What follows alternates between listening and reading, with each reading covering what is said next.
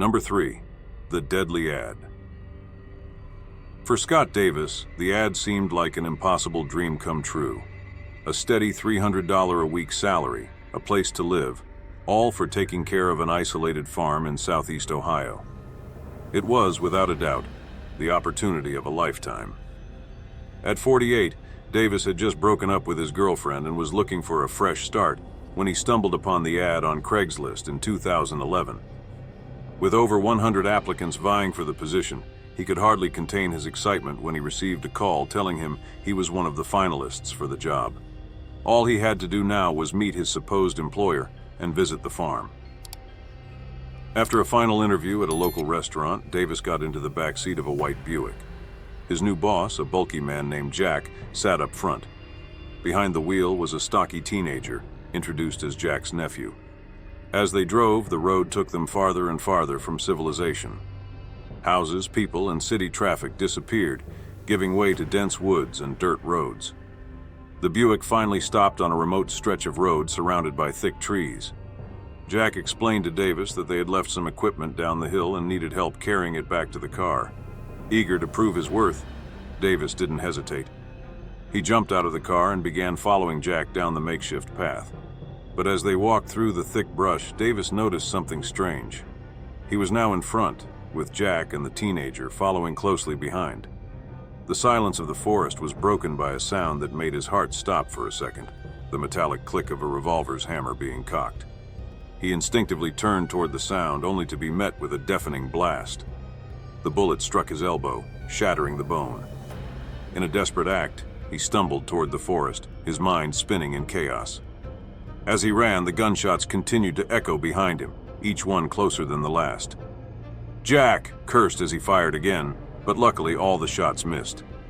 Davis, his right side soaked in blood, crawled through the woods like a wounded animal, fear burning in his veins.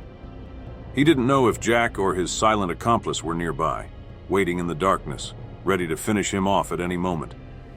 For hours he hid in the bushes, listening to his own footsteps blend with the noises of the forest. Long after the sun had set, he finally spotted lights in the distance. It was a farmhouse. With the last of his strength, he reached the door and begged the homeowners to call the police. There, between life and death, the truth began to emerge. A few miles away, buried in shallow graves among the trees, were the bodies of 3 men. All had responded to the same Craigslist ad that nearly cost Davis his life. Jack was actually a man named Richard Beasley, a killer who used Craigslist as bait to lure desperate men looking for work, only to murder them in the silence of the woods. His supposed nephew, Brogan Rafferty, was just 16 years old and an accomplice in the murders. In 2013, Richard Beasley was sentenced to death for his crimes. Brogan Rafferty, despite his age, was sentenced to life in prison. For Scott Davis, what started as a chance for a new beginning turned into a living nightmare. A grim reminder that sometimes seemingly perfect opportunities hide the worst horrors. Number 2, the dark case of Mesa County. On the cold morning of August 11, 2011, fate seemed to play a dark trick on Morema Alejandre. After a long bus ride from Denver, she was anxiously waiting at the Mesa County station in Colorado. Her roommate, Luis Oliva, was supposed to pick her up. Hours passed, the chilly air grew heavier, and Luis never showed up. An overwhelming sense of dread started to creep in, and soon that dread turned into fear. Something was wrong. With no options left, she called the police. When officers arrived at Luis Oliva's house, what they found wasn't just alarming. It was a scene that would be etched into their minds forever. Luis's body lay naked on an inflatable mattress, surrounded by a pool of coagulated blood. The brutality was clear. Luis had been repeatedly struck in the back of the head with a blunt object. There was no doubt it was murder. But who could have committed such a horrific act? The initial investigation revealed a detail that cast Luis's life in a new light. He ran a male massage service on Craigslist. This detail opened the door to a series of theories. Luis's partner, Brandon Wathen, who lived with him, became the first suspect. Could this have been a crime of passion, jealousy? But the answers came quickly.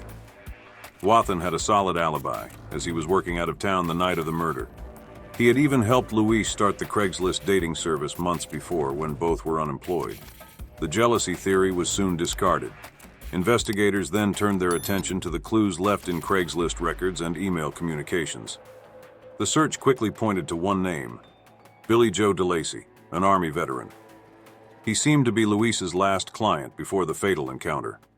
But the truth seemed harder to grasp, like an endless maze. At first, DeLacy completely denied going to Louise's house.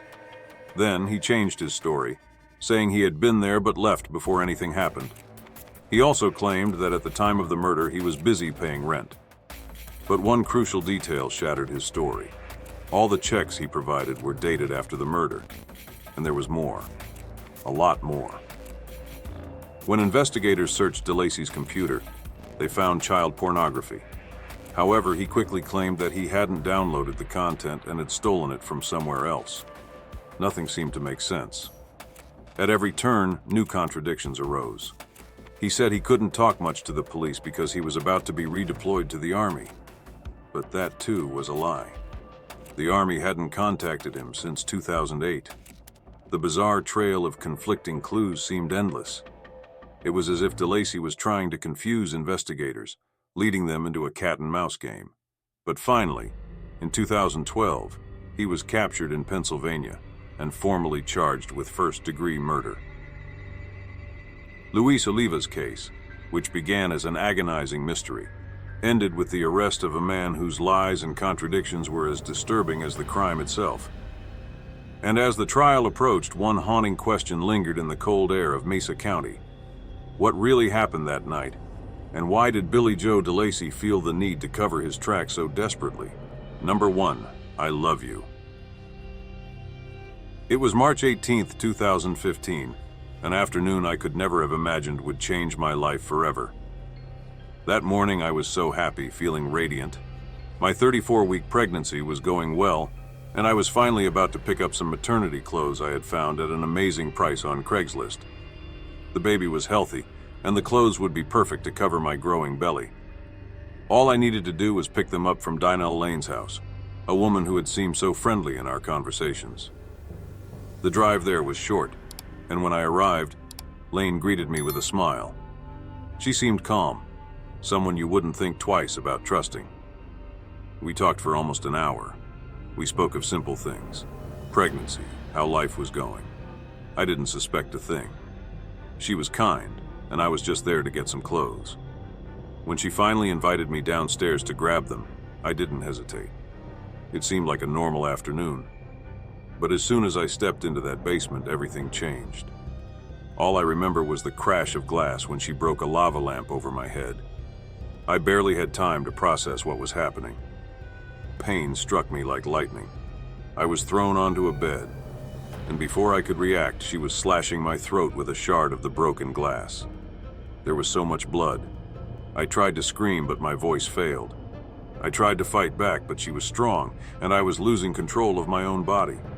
She forced my hands around my own neck, but there was so much blood that I could barely hold on. Soon, she pressed a pillow against my face. I knew I was losing consciousness. All I could think about was my daughter. Fear consumed me in a way I had never felt before. I was dying, and so was she. Desperate, I made what I thought would be my last attempt to survive. "I love you," I whispered, hoping for a shred of compassion in this woman. What I received instead was the most terrifying response imaginable. With a gleam in her eyes, she said, "If you love me, you'll let me do this." I could hardly believe what I was hearing. She grabbed a kitchen knife and, with the coldness of someone who had lost all humanity, sliced open my belly, tearing my daughter from me. The pain was unbearable. I thought it was the end. I felt my body giving up.